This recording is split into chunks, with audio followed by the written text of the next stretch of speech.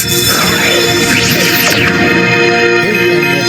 TV, Boses ng Kabataan, hatid ay katotohanan. So, yan ang mga balitang sumisibol ngayong araw. Bayanihan para sa edukasyon, umarangkada na sa Asuncion National High School sa pamamagitan ng Brigada Eskwela. Kooperasyon ng lahat inaasahan para sa mabilis na proseso. Ligtas na pasilidad at kagamitan, tiniyak bago ang pagbubukas ng klase ngayong 8 ng Hunyo. Magandang araw, Pilipinas! Mayong adlaw, Asuncion. Mula sa campus, hatid namin ng mga balitang may diwa ng pagkakaisa, paglilingkod at bayanihan para sa mas maayos na edukasyon. Ako, si Jared Dobles. Ako, si Peya Palma. At ako naman, si Gwen Santos. Ito, ang Agronomista. Tinig ng campus, anin ng katotohanan.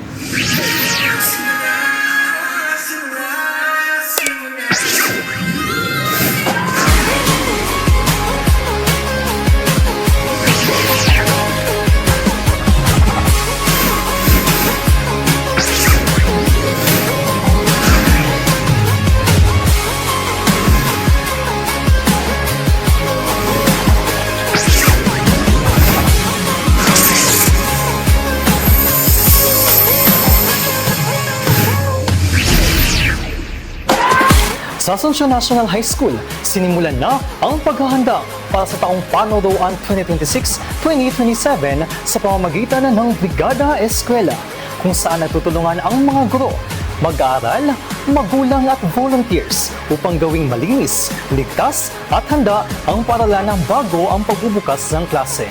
Narito ang detalye mula kay Saiza Fernandez. Saiza, sa paanong paraan pinaghahandaan ng mga guro ang papalapit na Oplan Balik Eskwela? Jared, makikita sa kapiligiran ng Asuncion National High School ang mga guro, mga magulang at mga mag-aaral na naglilinis, bunsod ng matagal ng panahon walang nag-aalaga rito. Sa ilalim ng Brigada Eskwela 2026, lahat ng kasapi ng paaralan ay nabibigyan ng oportunidad na makatulong sa kahit anong paraan. Sa isinagawang aktibidad, nakiisa ang mga guro, mag-aaral, magulang at mga voluntaryo sa paglilinis at pagsasaayos ng mga silid-aralan at iba pang pasilidad ng paaralan.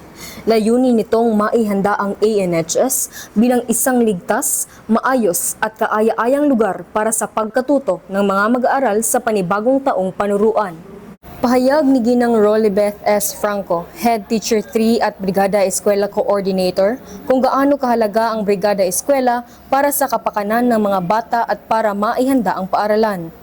Mahalaga ang Brigada Eskwela sapagkat una sa lahat ito ay simbolo ng bayanihan at pagkakaisa ng komunidad para sa kapakanan ng mga mag-aaral. Ito ay nakakatulong para maihanda ang ating paaralan para sa ligtas, malinis at maayos na mga silid-aralan at yung kabuuan ng ating pasilidad.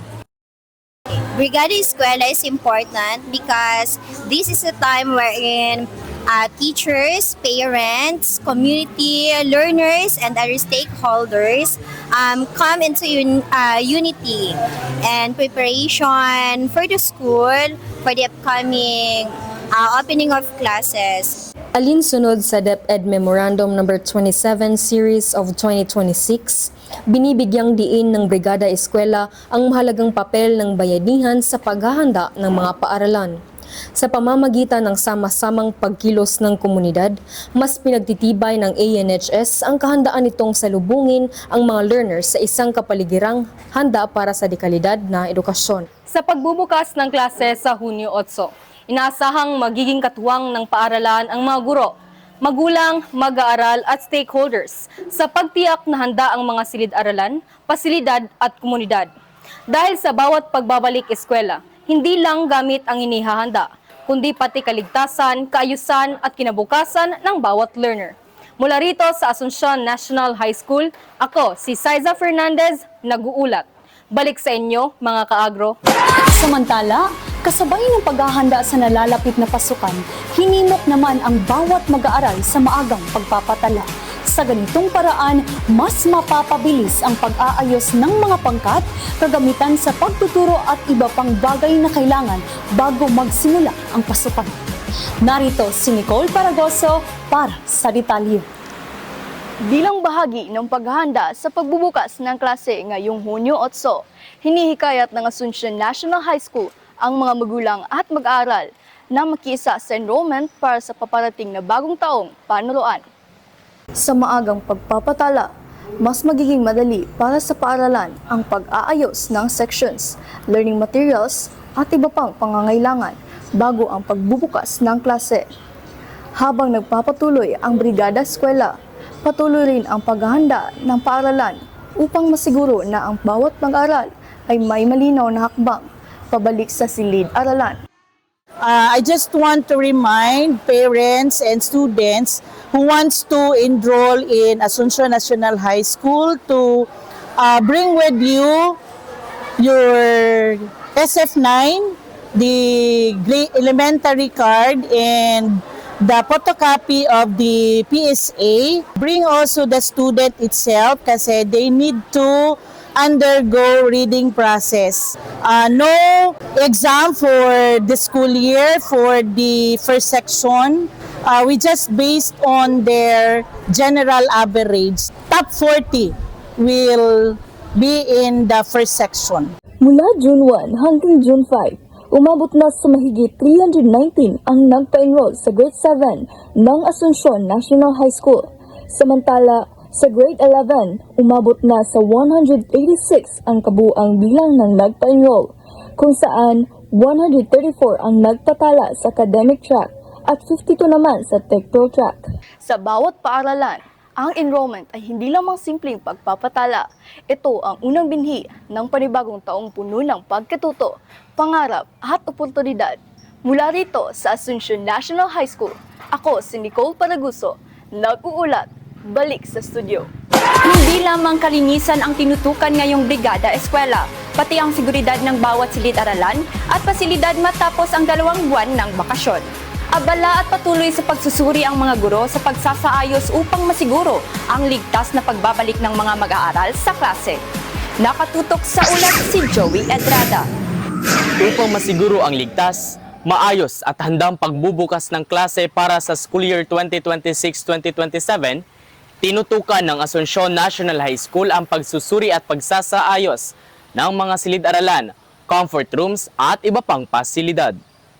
Kabilang sa mga maaaring tingnan ang ayos ng mga silid-aralan, daanan, upuan, ventilasyon, comfort rooms, electrical connections at iba pang bahagi ng paaralan na mahalaga sa araw-araw na pagkatuto ng mga mag-aaral.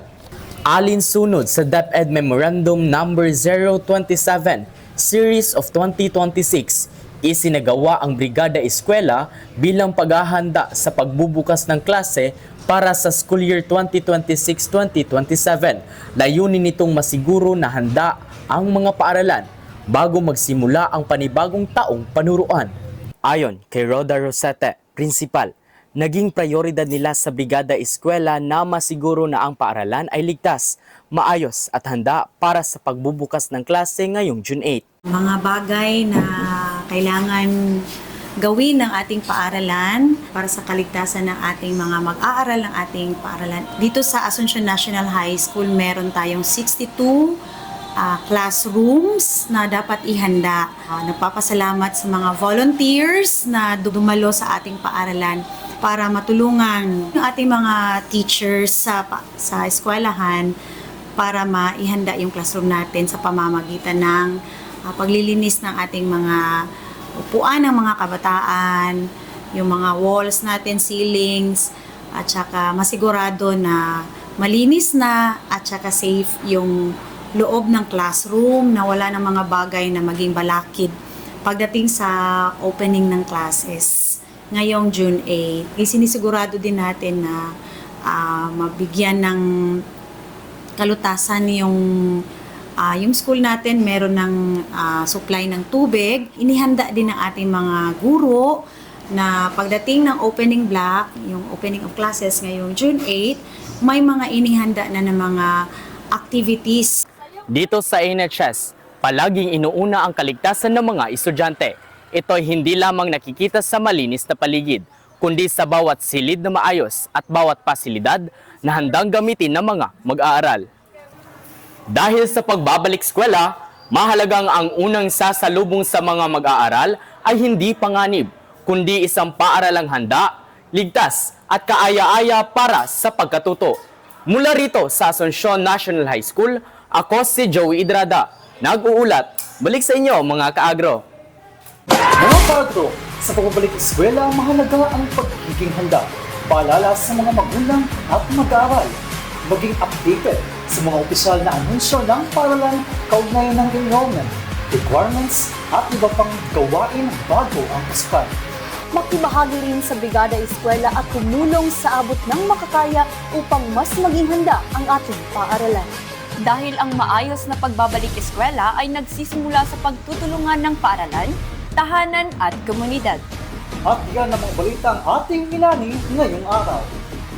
Mga kaagro, sa pagbabalik eskwela, sama-sama nating itanim ang disiplina, diligan ang kaalaman at anihin ang tagumpay. Mula sa Asuncion National High School, patuloy naming ihahatid ang mga balitang may saysay para sa campus at komunidad. Muli, ako si Jared Robles. Ako, si Peya Palma. At ako si Gwen Santos. Ito, ang Agronomista. Tinig ng campus, ani ng katotohanan. Magandang araw